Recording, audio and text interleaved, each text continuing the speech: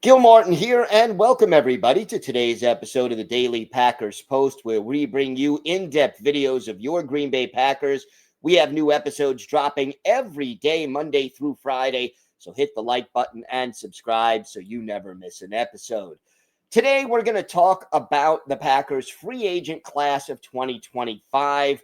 We're a quarter of the way through the season, almost 4 games into a 17-game slate.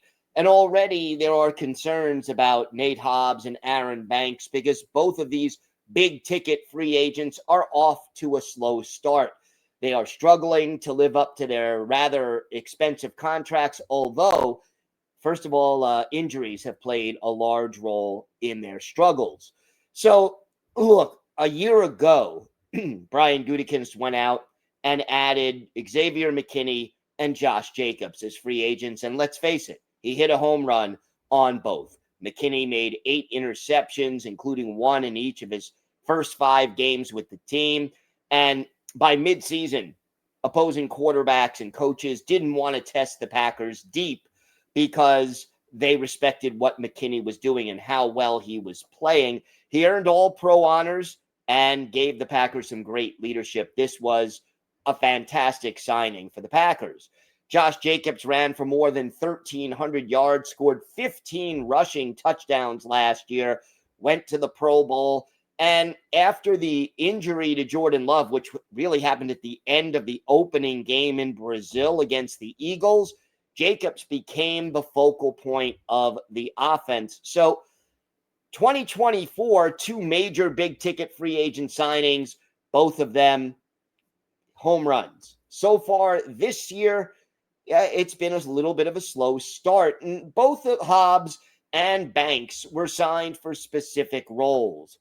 Hobbs was brought in because Gutekunst knew Jair Alexander probably not going to be back with the Packers, even though negotiations went back and forth for a while, and they tried to trade him. I think the Packers knew it was unlikely Jair would be back. They brought in Nate Hobbs to give the cornerback room some more talent and some more depth. And then Banks moved over. He was signed to replace Elton Jenkins, who shifted from left guard to center over the offseason to replace the departed Josh Myers.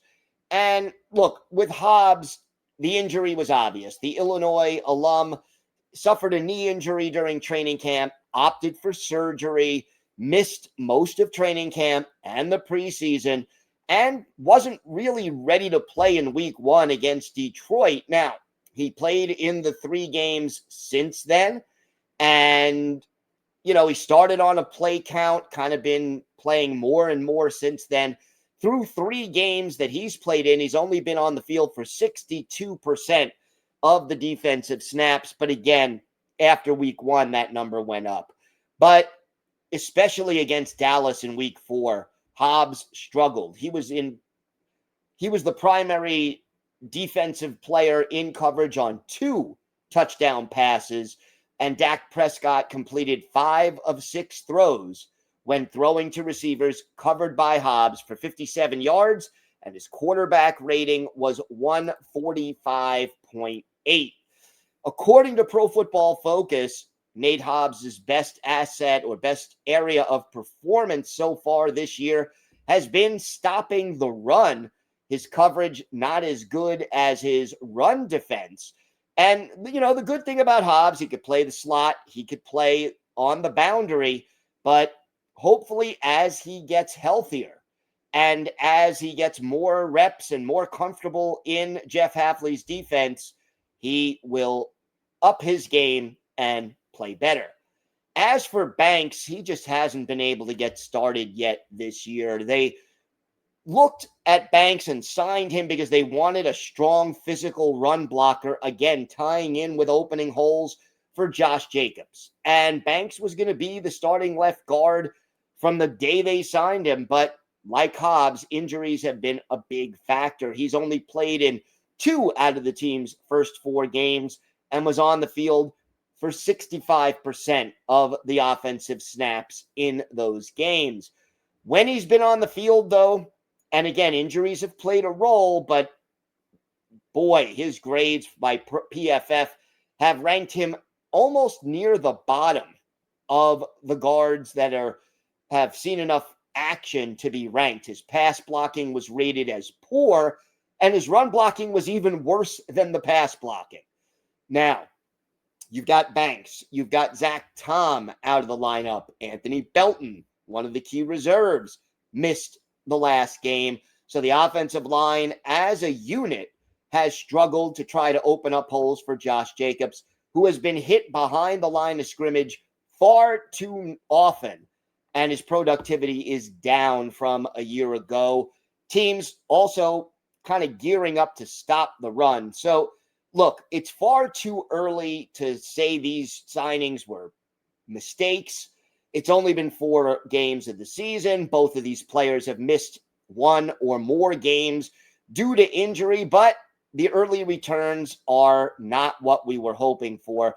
A lot of critics said Brian Gutekunst overpaid these 2 guys. You always overpay in free agency, but it's up to both Banks and Hobbs to prove the skeptics wrong, and they still have 13 games left this season, plus hopefully playoffs, to prove the skeptics wrong. Right now, though, the class of 2025 has struggled early for the Green Bay Packers, and hopefully they can reverse that assessment as the season goes on. Don't forget to check out our website at thepackerspost.com, where we have in-depth articles on the Packers Monday through Saturday. So check that out. And also here on YouTube, hit the like button and subscribe so you never miss one of our episodes. Have a great day, everybody. Stay safe. And of course, go Pack Go.